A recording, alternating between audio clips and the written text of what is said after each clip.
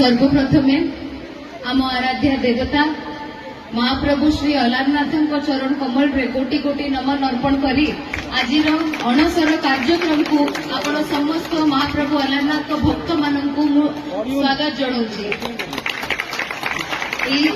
कार्यक्रम केवल गोटे भजन समारोह नहीं, यहाँ गोटे परंपरा।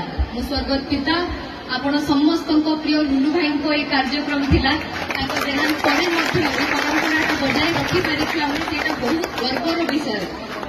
आज भी जितेबाला लोकों सह कथा होती मत पचारुले लुलु भाई को भजन समारोह आज होची तो आज पर्यंत से भावना से इमोशन बाबा प्रति से भल पाइबा आपण मैंने बजाय रखी।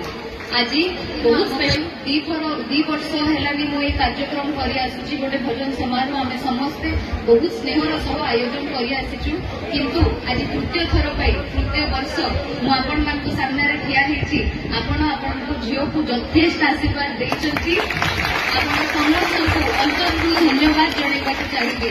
आपण मान ऋण मुझे सुझी पारि ना, किंतु आज महाप्रभु श्री अलारनाथ पीठरे कहूँ वर्ष निर्वाचन टी विलंबर होता काम करने सुजोग मिल पारि ना।